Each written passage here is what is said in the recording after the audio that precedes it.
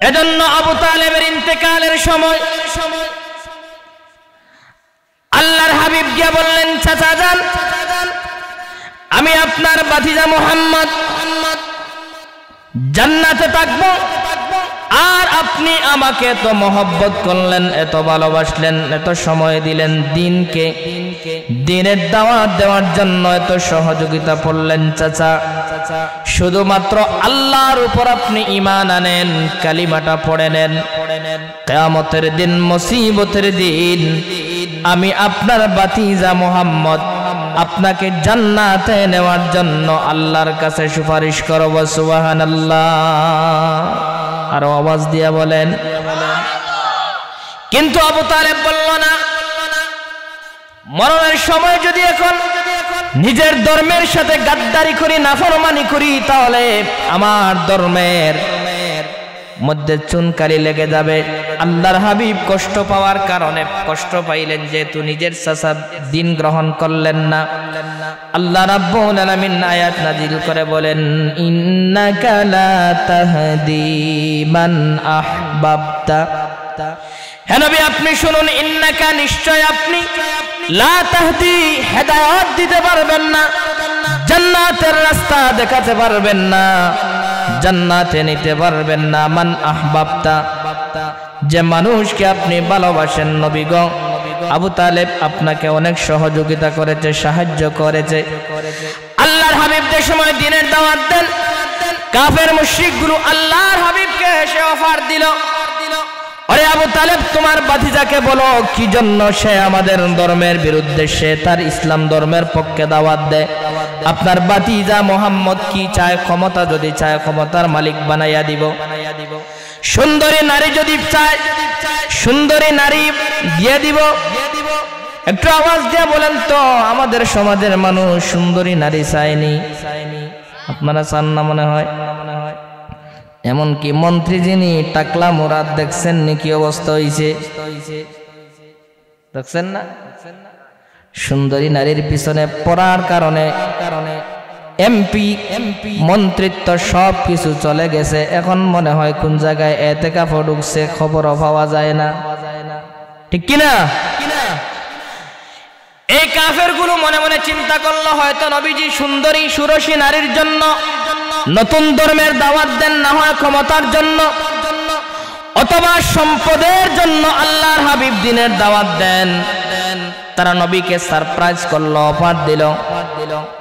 আবু তালেবকে গিয়া বলল, তোমার ভাতিজা মুহাম্মদকে বলো সে কি চায়, যা চায় সব কিছু দিব, কিন্তু সে যেন আমাদের মূর্তির বিরুদ্ধে, আমাদের এই পূজার বিরুদ্ধে সে যেন কোনো দাওয়াত না দেয়। এখনো আছে, আলেম উলামাদেরকে বলা হয় হকের দাওয়াত থেকে সরে যান, প্রয়োজনে বাড়ি দিব, গাড়ি দিব, নারী দিব, যা লাগে সব কিছু দিব, একটু দাওয়াত থেকে সরে যান। কিন্তু হকপন্থী আলেম যারা, জীবন চলে যাবে কিন্তু বাতিলের সাথে কখনো মাথা নত করবে না, ঠিক কি না?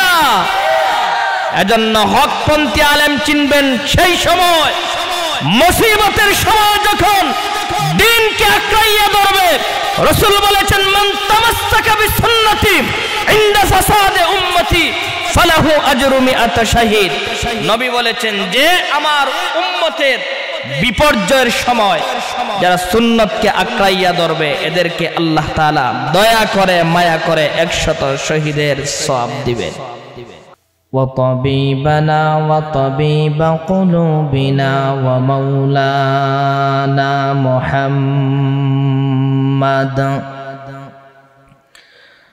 محمدا عبد الله ورسوله أرسله الله بالحق بشيرا ونذيرا وداعيا إلى الله بإذنه وسراجا وقمرا منيرا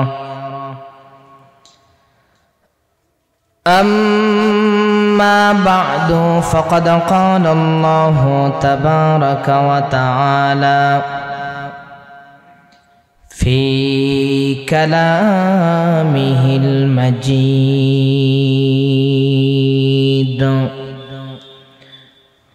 وفي فرقانه الحميد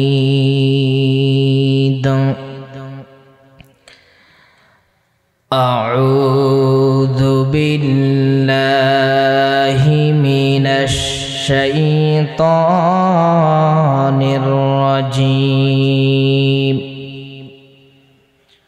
بسم الله الرحمن الرحيم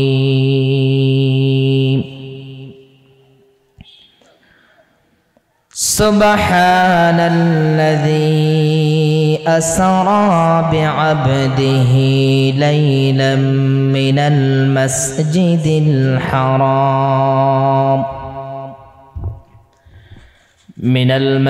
الحرام إلى المسجد الأقصى الذي باركنا حوله الذي لنريه من آياتنا إنه هو السميع البصير. وقال رسول الله صلى الله عليه وسلم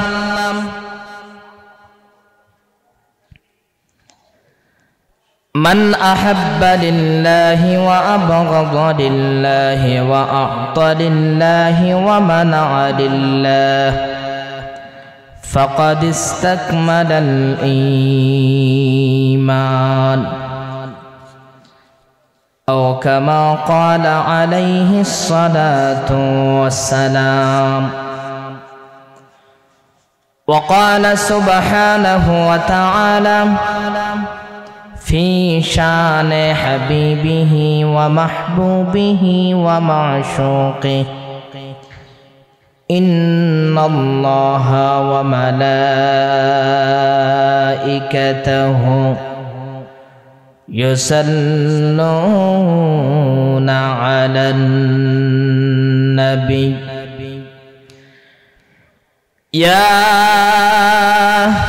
أيها الذين آمنوا कौन इनका मुख्तार खुदा तुमको बनाया उम्मत की निगहबान खुदा तुमको बनाया उम्मत की निगहबान खुदा तुमको बनाया या रब मेरे आँखों में समा जाए मदीना या रब मेरे आँखों में समा जाए मदीना मुद्दत से मेरा दिल में तमन्नाए मदीना मुद्दत से मेरा दिल में तमन्नाए मदीना उल्फत में बराबर के औफा हो के जफा हो उल्फत में बराबर के औफा हो के जफा हो हर चीज में लज्जत है अगर दिल में मज़ा हो हर चीज में लज्जत है अगर दिल में मज़ा हो मकबूल तो है शाज़ है काबिल तो बहुत है मकबूल तो है शाज़ है काबिल तो बहुत है ना के मानंदे तो नहीं दिल तो बहुत है ना के मानंदे तो नहीं दिल तो बहुत है आए बंदा ए खुदा चाहोगा उनकी मुलाकात ऐ बंदा ए खुदा चाहगार उनकी मुलाकात जल्दी से बैठे सुनो हजरत की नसीहत जल्द। আমি আপনাদের সামনে সূরাতুল ইসরা প্রথম নম্বর আয়াত কারিমা তেলাওয়াত করেছি। যেহেতু এই আরবি মাসটা, মাসের নাম কি একটু বলতে পারবেন কেউ? বর্তমান যে আরবি মাস, এই মাসের নামটা কি? রজব মাস। কোন মাস? আরো সহজে বুঝবেন, আল্লাহর হাবিবকে যেই মাসে আল্লাহ রাব্বুল আলামিন ইসরা মেরাজ করাইছেন এই মাস। অর্থাৎ আমরা আমাদের গ্রাম্য ভাষায় বলি মেরাজের চাঁদ, ঠিক কিনা?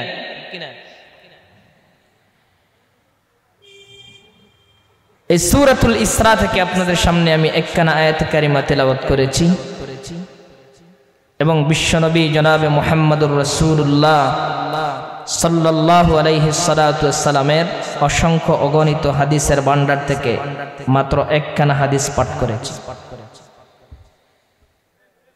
আমরা যে এই মজলিসে যে বসলাম, বলুন তো এখানে বসায় আমাদের ফায়দা হলো না ক্ষতি হলো? ফায়দা হলো।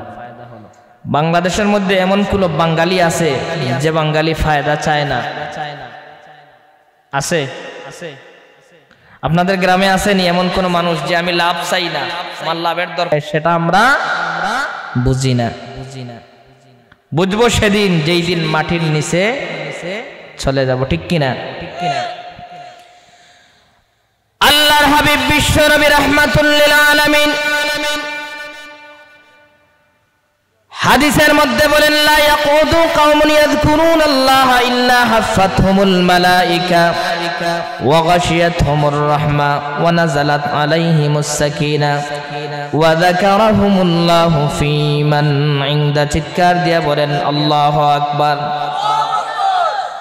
আল্লাহর হাবিব বলেন, ও আমার উম্মতেরা শোনো, লা ইয়াকুদু কওমুন ইয়াযকুরুনাল্লাহা ইল্লা হাফাতহুমুল মালাইকা ওয়া গাশিয়াতহুমুর রাহমা ওয়া নাযালাত আলাইহিমুস সাকিনা ওয়া যাকারাহুমুল্লাহু ফী মান ইনদা। আল্লাহর হাবিব বলেন যে যেই জায়গার মধ্যে আল্লাহর কোরআন এবং নবীর হাদিস থেকে আলোচনা করা হয়, এমন জায়গাকে আল্লাহ রাব্বুল আলামিন রহমতের ফেরেশতা দ্বারা বেষ্টন করে দেন। সুবহানাল্লাহ। আর চিৎকার দিয়ে বলেন সুবহানাল্লাহ। শুধু তা নয়, নবীজি বলেন ওয়া নাযালাত আলাইহিমুস সাকিনা, আসমান থেকে অসংখ্য অগণিত রহমত নাজিল হয়। এই মাঠে নাকি খেলার মাঠে? কোন মাঠে? যেই মাঠে আল্লাহর কোরআন থেকে আলোচনা করা হয়, নবীর হাদিস থেকে আলোচনা করা হয়, এই মাঠে। ওয়া নাযালাত আলাইহিমুস সাকিনা ওয়া যাকারাহুমুল্লাহু ফী মান ইনদা। শুধু তা নয়, ও মুসলমান, দেখেন আমরা কতটুকু সম্মানী, কতটুকু দামি। আমার আল্লাহর হাবিব বলেন যে আল্লাহ রাব্বুল আলামিন ফেরেশতাদের মাঝে আমাদেরকে, আপনাকে, আমাকে নিয়ে আল্লাহ রাব্বুল আলামিন আলোচনা করেন। সুবহানাল্লাহ। একটু আওয়াজ দিয়ে বলি সুবহানাল্লাহ। মুসলমান ভাইরা আমার, বলেন তো দেখি বাংলাদেশের মন্ত্রী এমপিরা যেখানে বসে জনগণের বিভিন্ন দিক নিয়ে আলোচনা করেন, সেই জায়গাটার নাম কি? সংসদ। নাম কি? সংসদে কি যে কোনো মানুষের আলোচনা করা হয় না দামি মানুষের? দুনিয়ার সাধারণ সংসদে যদি যে কেউকে নিয়ে আলোচনা করা হয় না দামি মানুষদেরকে নিয়ে আলোচনা করা হয়, তাহলে আল্লাহ রাব্বুল আলামিন ফেরেশতাদের মধ্যে যার আলোচনা করবেন তিনি দামি নাকি কম দামি? আরো জোরে বলেন, আরো জোরে বলেন, আরো আওয়াজ দিয়া বলেন। এজন্য এই মাহফিলের ফেন্ডালার নিচে যদি বসতে পারি তাহলে এই মুহূর্তে আল্লাহর যেই তালিকা আছে সেই তালিকায় সর্বশ্রেষ্ঠ উম্মত, সর্বশ্রেষ্ঠ মানুষ হিসাবে আমরা আল্লাহর কাছে গুণান্বিত হয়ে যাব। সুবহানাল্লাহ। ও আমার মুসলমান ভাইরা, আল্লাহ রাব্বুল আলামিন ফেরেশতাদেরকে বলেন, রে ফেরেশতারা, যেই সময় আদম বানানোর জন্য তোমাদের কাছ থেকে আমি পরামর্শ চেয়েছিলাম, পারমিশন নয় পরামর্শ, কারণ পরামর্শ করা হলো সুন্নত মশওয়ারা। আল্লাহ রাব্বুল আলামিন সূরাতুল বাকারার মধ্যে বলেন, ওয়া ইয ক্বালা রাব্বুকা লিল মালাইকাতি ইন্নী জাইলুন ফিল আরদি খলিফা। আল্লাহ রাব্বুল আলামিন বলেন, স্মরণ করেন ওই সময়ের কথা যেই সময় আপনার রব মানুষ বানানোর জন্য, এই দুনিয়ার মধ্যে প্রতিনিধি পাঠানোর জন্য আল্লাহ রাব্বুল আলামিন ইরাদা করেছেন, ইচ্ছা পোষণ করেছেন, পরামর্শ চেয়েছিলেন কাদের কাছে? জুড়ে বলেন কাদের কাছে?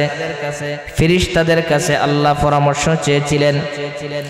ফেরেশতারা তখন বলেছিল, ক্বালু আতাজআলু ফিহা মান ইফসিদু ফিহা ওয়া ইয়াসফিকুদ দিমা ওয়া নাহনু নুসাব্বিহু বিহামদিকা ওয়া নুকদ্দিসু লাক। ফেরেশতারা তখন বলেছিল, আতাজআলু ফিহা, আয় আল্লাহ, আপনি কি এমন জাতি, এমন মানব আপনি সৃষ্টি করতে চান, মান ইফসিদু ফিহা ওয়া ইয়াসফিকুদ দিমা, যারা জমিনের মধ্যে গেলে ফাসাদ করবে, মারামারি করবে, ওয়া ইয়াসফিকুদ দিমা, রক্তপাত করবে, মানুষের রক্ত বাহির করবে, এমন মানুষ কি আপনি জমিনের মধ্যে সৃষ্টি করতে চান? আপনারা বলুন তো, বেশি সমাজের মধ্যে কোন ভালো মানুষ বেশি না খারাপ মানুষ বেশি? একটু আওয়াজ দিয়া বলেন, আরো আওয়াজ দিয়া বলেন। ফেরেশতারা কিভাবে তারা বুঝলো?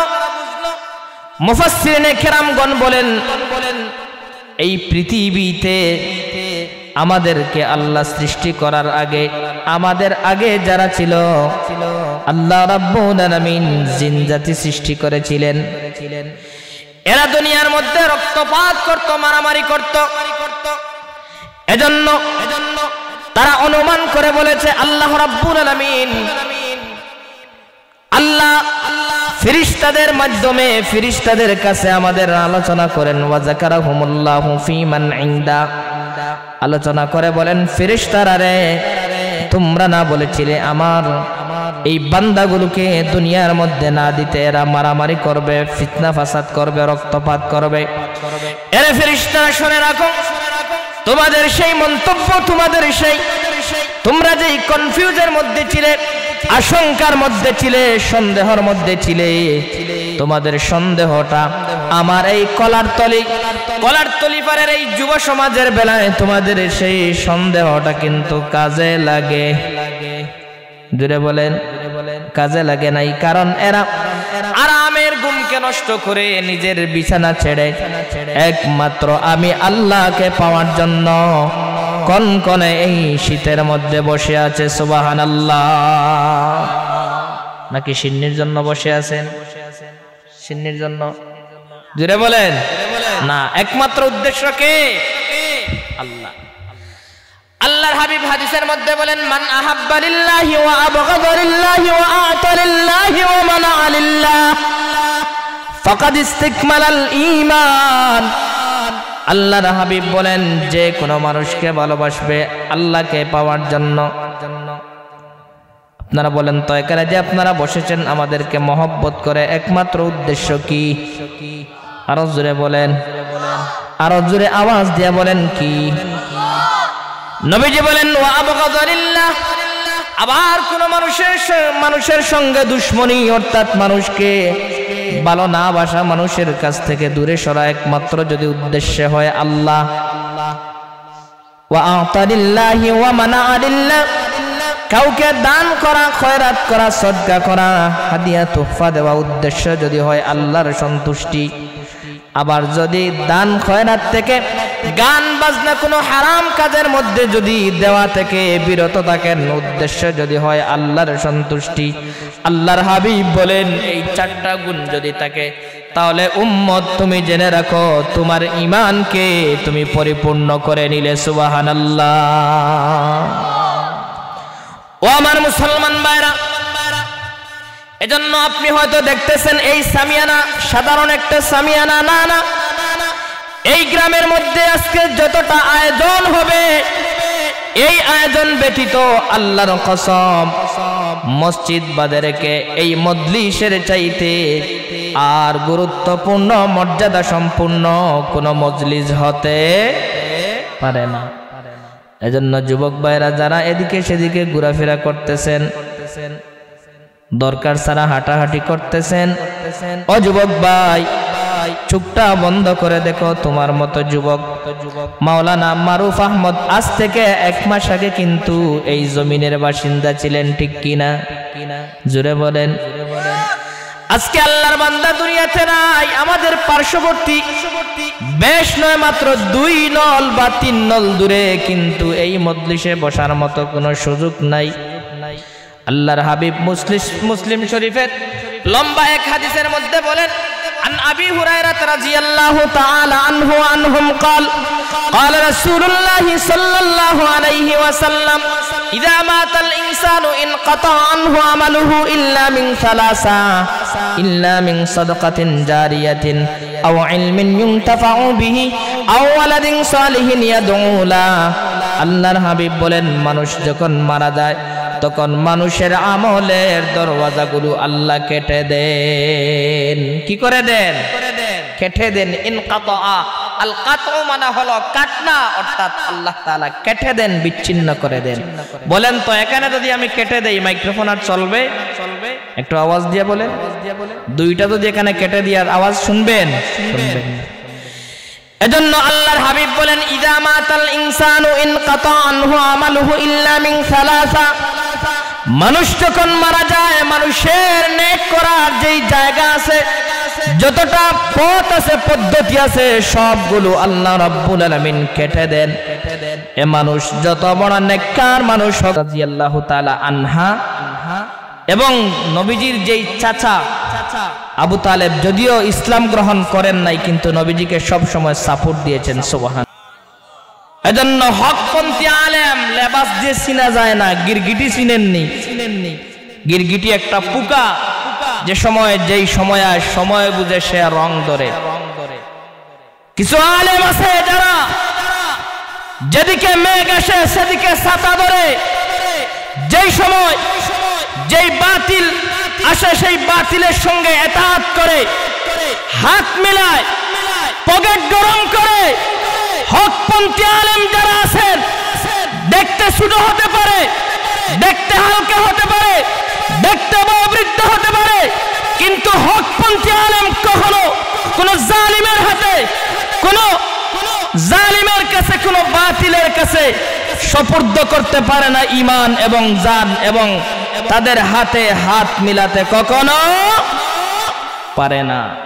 কাফেররা মনে মনে চিন্তা করছে হয়তো আল্লাহর হাবিব দুনিয়ার স্বার্থের জন্য দ্বীনের দাওয়াত দিতেছেন, কিন্তু নবী পরিষ্কার বলে দিলেন। ইতিহাসের কিতাবের মধ্যে পাওয়া যায়, আল্লাহর হাবিব আবু তালেবকে বললেন, ও আমার চাচা, আপনার সম্পর্কে আমার সম্পর্কে হয়তো আপনার এখনো পরিষ্কার যে আমার যেই মেসেজটা, আমার যেই খেয়াল, আমার চাহিদা আপনি এখনো হয়তো বুঝেন না। শুনে রাখেন, আপনি যেই 3টা অফার আমাকে দিয়েছেন, এই 3টা অফার দুনিয়ার যে কোনো মানুষ দিতে পারে, এটা সহজ। কিন্তু আমি বিশ্ব নবী বলি, শুনুন, আমার ডান হাতে যদি আকাশের চন্দ্র দেওয়া সম্ভব, জুড়ে বলেন, বড়লেখার সমস্ত জনগণ যদি 1 সপ্তাহ অথবা 1 মাস যদি অবরোধ করে মিছিল দিয়ে দেয়, আকাশের চন্দ্র আমাকে দিতে হবে, না হইলে আপনার নামাজ রোজা কোনো কিছু পড়বো না। সম্ভব হবে? নেই, সম্ভব হবে।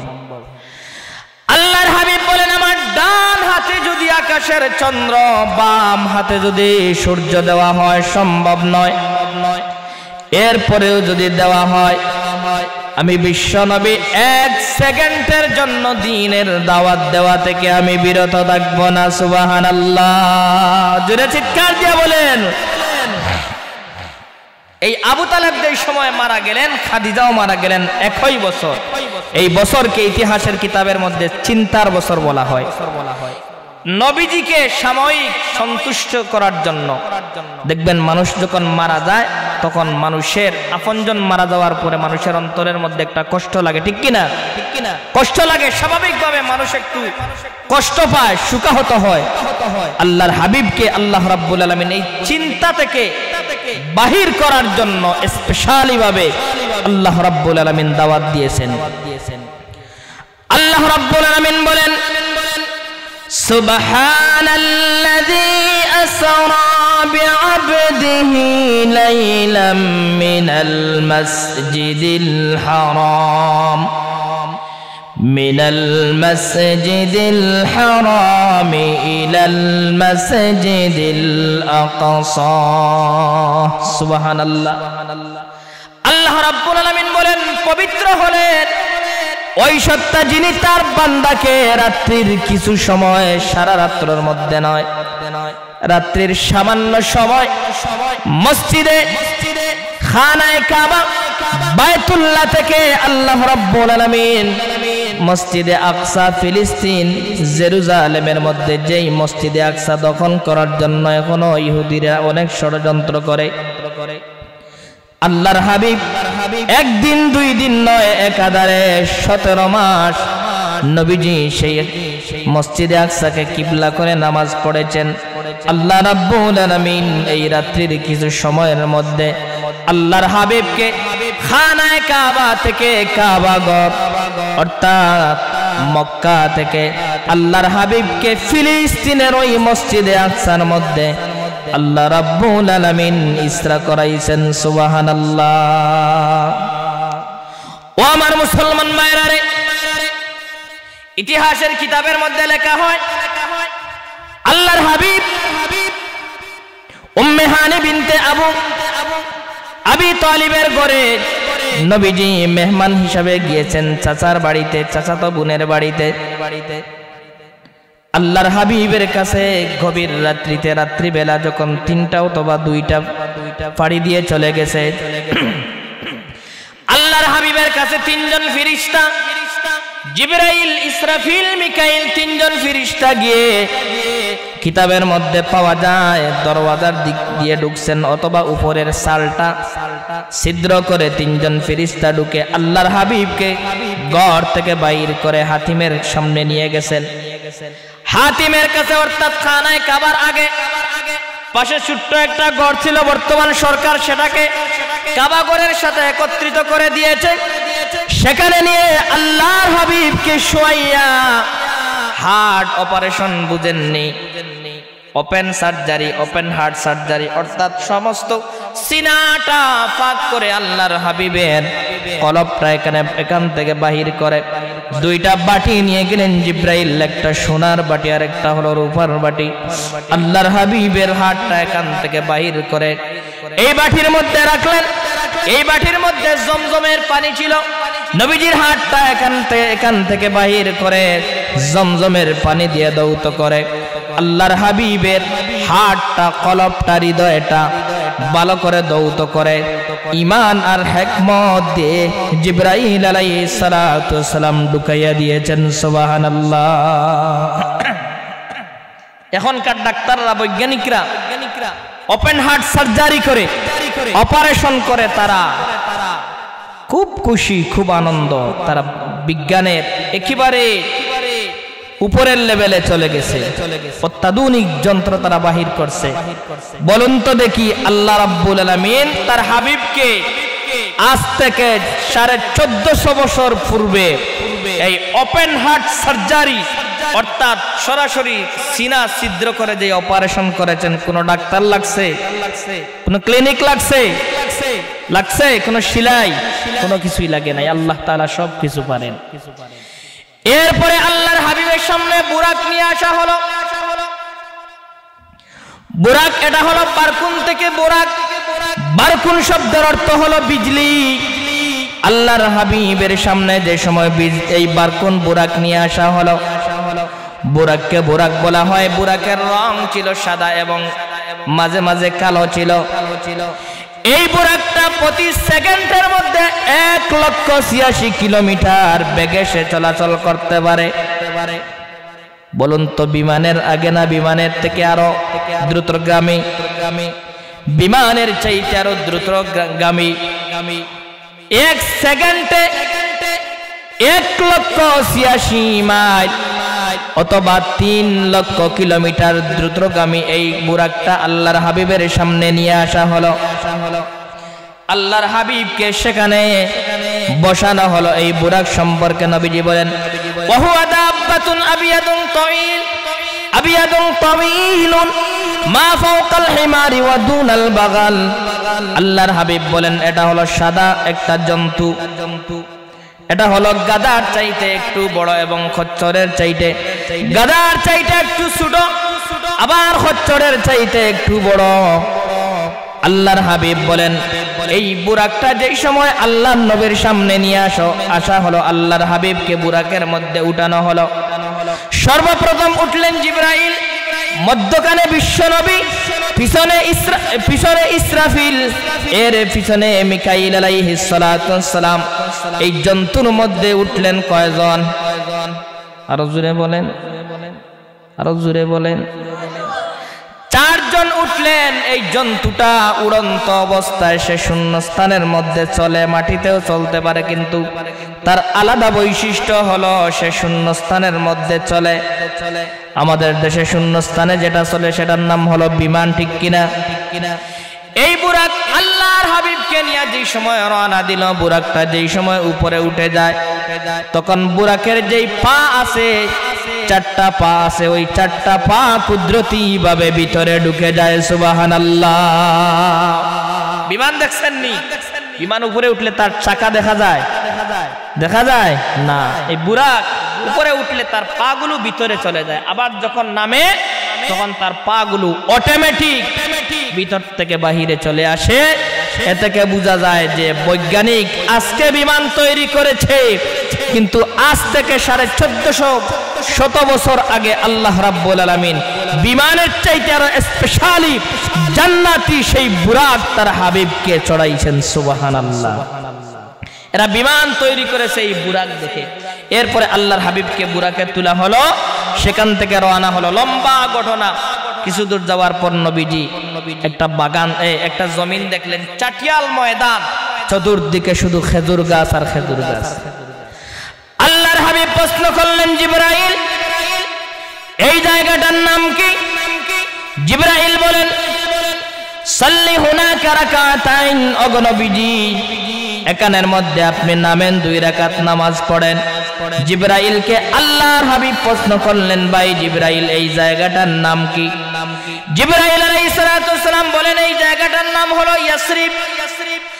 খুব শীঘ্রই আপনি এই জায়গার মধ্যে আপনি সফর করবেন, হিজরত করবেন। ওগো নবীজি, আপনি যখন এই জায়গার মধ্যে চলে আসবেন, তখন এই জায়গাটার নাম আর ইয়াসরিব থাকবে না, এই জায়গাটার নাম হবে মদিনাতুল মুনাওয়ারা। সুবহানাল্লাহ। এজন্য দেখবেন নাতে রাসূল বলা হয়, আমার সোনার মদিনা, আমার প্রাণের মদিনা, আমার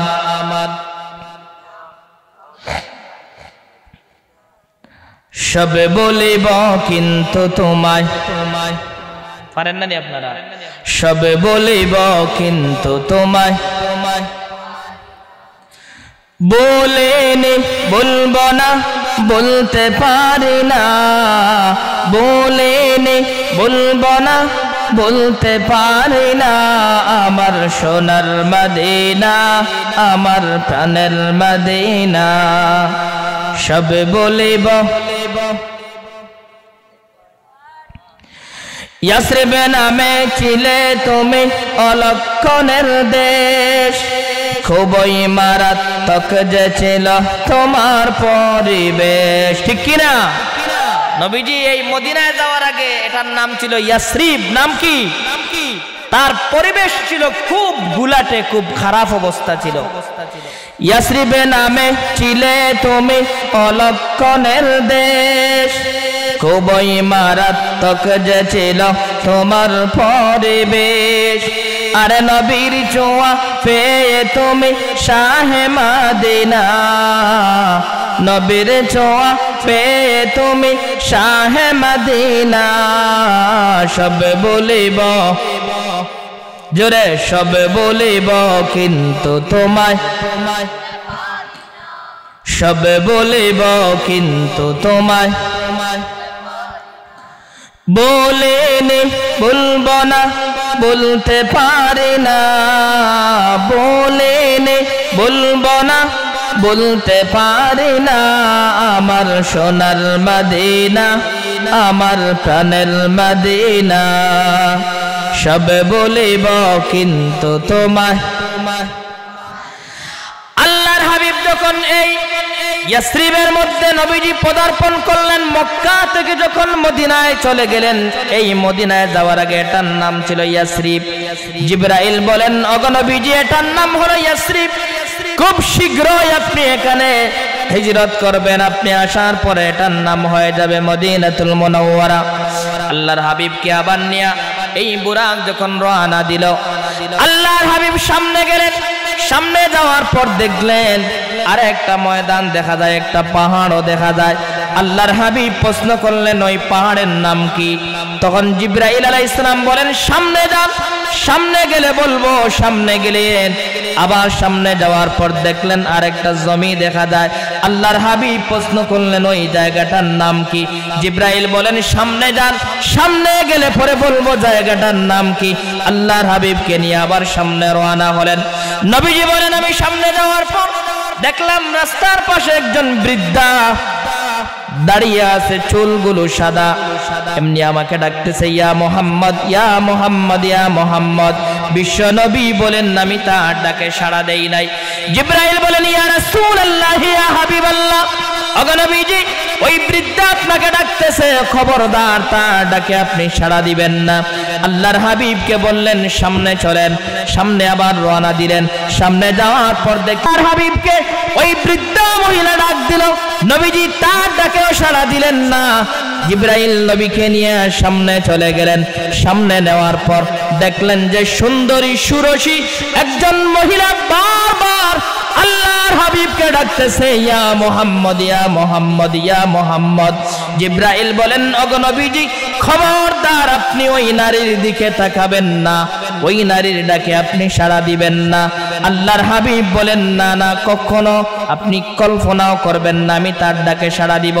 আল্লাহর হাবিব বলেন, জিবরাইল এই যে ময়দান দেখলাম, ময়দানটা কি, টিলাটা কি? জিবরাইল বলেন, ওগো নবীজি ওই টিলাটা হলো ওই যে তুহুর পাহাড়, যেই পাহাড়ের মধ্যে আল্লাহ রাব্বুল আলামিন পয়গম্বর মূসা আলাইহিস সালাতু ওয়াসসালামের সাথে কথা বলেছেন। সুবহানাল্লাহ। এখনো বাইতুল মুকাদ্দাস যাওয়া হয় নাই, সামান্য রাত্রির সামান্য সময়। এরপরে বললেন যে এই মাঠ, যে এই মাঠটা সাদা যে দবদবে একটা মাঠ, এই মাঠটা কি? জিবরাইল বললেন, ওই মাঠটা হলো যেখানে ঈসা ইবনে মারইয়াম অর্থাৎ পয়গম্বর ঈসাকে আল্লাহ রাব্বুল আলামিন বাবা ছাড়া সৃষ্টি করেছেন। সুবহানাল্লাহ। এরপরে নবীজি বললেন, ও জিবরাইল, রাস্তার মধ্যে দিয়ে দবদবে সাদা একজন বয়োবৃদ্ধ বুড়া দেখলাম, উনার পরিচয় কি জানতে পারি? জিবরাইল বললেন, উনি হলেন মিস্টার শয়তান। মিস্টার কি? শয়তানটা দেখছেননি? দেখা যায়? যায় না। জিবরাইল বলেন, ওগো নবীজি শয়তানের ডাকে যদি সাড়া দিতেন আপনার উম্মতগুলো সব বিভ্রান্ত হয়ে যেত। নবীজি বললেন, সামনে যে বৃদ্ধা মহিলা দেখলাম উনি কি? আল্লাহর হাবিব বললেন, ওই বৃদ্ধা মহিলাটা হলো আপনার উম্মতের বদামল। বলুন তো, আমাদের নেক আমল বেশি না বদামল বেশি? আল্লাহর হাবিবকে হাবিবকে জিবরাইল বললেন ওই বৃদ্ধা মহিলাকে, আল্লাহর হাবিব বললেন ওই বৃদ্ধা মহিলা হলো আপনার উম্মতের নেক আমল, বদ আমল না, নেক আমল, অর্থাৎ অত্যন্ত দুর্বল আমাদের নেক আমল। নেক আমল আমরা করতে ভালো লাগে, জুড়ে বলেন। যেই যুবক আজকে 1টার সময় ওয়াজে আসতে পারে না, 12:30টার সময় মাহফিলে আসতে পারে না, সেই যুবকগুলো রাত্রি 3টার সময় আর্জেন্টিনা এবং ব্রাজিলের খেলা দেখছে না দেখে নাই? জুড়ে বলেন। সব জায়গাতে দেখলেও কলার তলের মুসলমানেরা দেখে নাই, কলার তরিফারের যুবকরা দেখে নাই। দেখেছে? আল্লাহু আকবার। হুজুর বলতেছেন আরো বেশি দেখছে। এজন্য আল্লাহর হাবিব সাল্লাল্লাহু আলাইহি সাল্লাম যখন প্রশ্ন করলেন বৃদ্ধা উনিকে, জিবরাইল বললেন ওই বৃদ্ধাটা হলো আপনার উম্মতের নেক আমল, আপনার উম্মতের নেক আমল এভাবে হবে, অর্থাৎ বৃদ্ধার মতো শক্তি নাই, আপনার উম্মতের নেক আমল এভাবে হবে। 3 নম্বর যে সুন্দরী সুরসী যে নারীটা আপনাকে আমাকে ডাকলো উনিকে, জিবরাইল বললেন ওটা হলো আপনার উম্মতের নেক হায়াত, অথবা এটা হলো দুনিয়ার চাকচিকা, দুনিয়ার রং তামাশা। दुनिया में हो दुनिया का तलबगार नहीं हो, दुनिया में हो दुनिया का तलबगार नहीं हो, बाजार से गुजर हो खरीदार नहीं हो, बाजार से गुजर हो खरीदार नहीं हो, जगह से इलागान दुनिया नहीं है, ये इबरत की जाहे तमाशा नहीं है, ये इबरत की जाहे तमाशा नहीं है। तुम स्कूल में कॉलेज में पढ़ो कुछ नहीं नुकसान, तुम स्कूल में कॉलेज में पढ़ो कुछ नहीं नुकसान, इस्लाम ये तमाम हुदूद जब कर फरमान, इस्लाम ये तमाम हुदूद जब कर फरमान, स्कूल में कॉलेज में पढ़ कर कुरान कुन गया, अफसोस आज़ाब ठिकाना है हबिया, अफसोस आज़ाब ठिकाना है हबिया। আল্লাহর হাবিবকে জিবরাইল বললেন ও আমার রাসূল, ওগো নবীজি এই সুন্দরী মহিলাটা হলো দুনিয়া, আপনার উম্মতগুলো দুনিয়ার মোহে পড়ে, দুনিয়ার রং তামসা, দুনিয়ার ওই লাবণ্যময় দুনিয়ায় পড়ে তারা পরকালের অনন্ত অসীম সেই সুখ শান্তি পরকালকে তারা নষ্ট করে দিবে। জুড়ে বলেন ঠিক কিনা? এরপরে মুফাসসিরিনে কেরামরা বলেন নবীজি এখান থেকে রওনা হলেন, রওনা হওয়ার পর নবীজি এখনো বুরাকের উপরে, বুরাকটা নিয়ে বায়তুল মুকাদ্দাসের সেখানে রাখলেন। তাফসিরে জালালাইনের মধ্যে 2টা বর্ণনা আছে। একটা হলো নবীজি এখানে নামাজ পড়েছেন সমস্ত পয়গাম্বর, সমস্ত নবী রাসূলদেরকে নিয়ে, তবে প্রসিদ্ধ মত হলো নবীজি এখানে নামাজ প্রথমে পড়েন নাই। প্রথম আসমান হলো এক একটা আকাশের দূরত্ব হলো 5000 বছরের রাস্তা। এই 500 বছরের রাস্তা কত বছরের? জুড়ে বলেন 500, 1 বছর নয়, 500 বছরের রাস্তা। 5 7 35, অর্থাৎ 3500 বছরের রাস্তা হলো এক একটা আকাশ, আবার এক একটা শূন্যস্থান হলো 500 বছরের রাস্তা, মোট 700 বছরের রাস্তা। এই 7000, কয় হাজার? 7000 বছরের রাস্তা হলো এই 7টা আসমানের দূরত্ব। এরপরে রসুল জান্নাত দেখলেন, জাহান্নাম দেখলেন, অনেক লম্বা আলোচনা। যতটুকু আলোচনা করেছি সময় কিন্তু অনেক রাত হয়ে গেছে, ঠিক কিনা? জুড়ে বলেন না? কয়টা হয়েছে? 12:30, 12:40 হয়ে গেছে। আপনারা অনেকে অনেক কষ্ট করে বসেছেন। যতটুকু আলোচনা করেছি এখানেই থাক। এই বায়তুল মুকাদ্দাস পর্যন্ত রাসূল এসেছেন বুরাক নিয়ে। যদি ভবিষ্যতে কোনোদিন যদি আসা হয় অথবা যদি মসজিদের হুজুর যদি এই বিষয় নিয়ে আলোচনা করেন, পরে আপনারা শুনবেন যে এখান থেকে রাসূল প্রথম আসমানে গেলেন, কোন নবীর সাথে সাক্ষাৎ হলো, কোন নবীর সাথে সাক্ষাৎ হলো, জান্নাত কিভাবে দেখলেন, জাহান্নামে কি দেখলেন, কি গজব আযাব দেখলেন, আবার ফিরে আসলেন, নামাজ পড়লেন। এই মেরাজের পরে গিয়ে আবু জাহেলকে কি সিদ্দিককে কি বললেন, আবু বকর সিদ্দিককে, অনেক আলোচনা হয়েছে। যতটুকু আলোচনা করেছি আল্লাহ তাআলা এর উপর যেন আমাদেরকে আমল করার তৌফিক দান করেন। আর বিশেষ করে এই মেরাজের উদ্দেশ্য হলো আল্লাহ তাআলা রাসূলকে হাদিয়া হিসাবে 50 ওয়াক্ত নামাজ দিয়েছেন, ঠিক কিনা? কয় ওয়াক্ত? 50 ওয়াক্ত। কিন্তু পয়গম্বর মুসা সেখান থেকে রাসূলকে পরামর্শ দিলেন যে আপনার উম্মত বেগাফিল এত নামাজ পড়তে পারবে না, আপনি কমাইয়া নেন। নবীজি 9 বার গেছেন, 45 ওয়াক্ত নামাজ রাসূলকে আল্লাহ তাআলা কমিয়ে দিয়েছেন, শেষ পর্যন্ত 5 ওয়াক্ত। কিন্তু উম্মত এই 5 ওয়াক্ত নামাজ পড়তে আজকে কি না, জুড়ে বলেন না কেন? আল্লাহর নবীজি বলেন খামসু সালাওয়াতিন ইফতারাদাহুন্না আল্লাহ মান আহসানা উজুহুন্না ওয়া সাল্লাহুন্না লিওয়াক্তিহিন্না ওয়া সাল্লাহুন্না লিওয়াক্তিহিন্না ওয়া আতাম্মা রুকুআহুন্না ওয়া খুশুআহুন্না কানা আলাল্লাহি আহদুন। আল্লাহর হাবিব বলেন যে আমার উম্মতের উপর ফরজ নামাজ কয় ওয়াক্ত? আপনাদের কলার তলি পার 4 ওয়াক্ত মনে হয়, জোরে বলেন না, আরো জোরে বলেন কয় ওয়াক্ত? খামসু সালাওয়াতিন ইফতারাদাহুন্না আল্লাহ। আল্লাহর হাবিব বলেন উম্মতে মুহাম্মদের উপরে আল্লাহ তাআলা নামাজ ফরজ করেছেন কয় ওয়াক্ত? আরো জোরে আওয়াজ দিয়া বলেন। নবীজি বলেন যে খুব সুন্দরভাবে নামাজ পড়বে, ওযু করবে, খুব সুন্দরভাবে সে রুকু করবে, সিজদা করবে। এই উম্মতের এই বান্দার গুনাহ যিনি মাফ করে দিবেন তিনি কে? আর যে নামাজ পড়বে না তার ব্যাপারে আল্লাহ বলেন চাইলে আমি আযাব দিব, আবার চাইলে আমি ক্ষমা করে দিব। অন্য হাদিসে নবীজি বলেন as-salatu ইমাদুদ্দিন, নামাজ হলো ধর্মের খুঁটি। একটা বিল্ডিং যেভাবে খুঁটি ছাড়া থাকতে পারে না, ঠিক কোন মুমিন ইমানদার নামাজ ছাড়া সেও চলতে পারে না। নবীজি বলেন as-salatu ইমাদুদ্দিন মান আকামাহা ফাকাদ আকামাদ-দ্বীন ওয়া মান তারাকাহা ফাকাদ হাদামাদ-দ্বীন। আল্লাহর হাবিব বলেন দ্বীনের খুঁটি হলো নামাজ। যে নামাজ পড়লো সে দ্বীনকে জিন্দা রাখলো, আর যে নামাজ ছেড়ে দিল সে আল্লাহর হাবিবের রেখে যাওয়া দ্বীনকে নষ্ট করে দিল। নাউজুবিল্লাহ। নামাজ হলো এই মেরাজের, এই রজবের চাঁদ।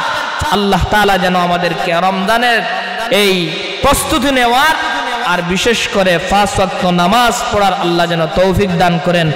কে কে দৈনিক 5 ওয়াক্ত নামাজ জামাতের সাথে পড়ার চেষ্টা করবেন দিয়ে একটু হাত তুলে দেখান তো।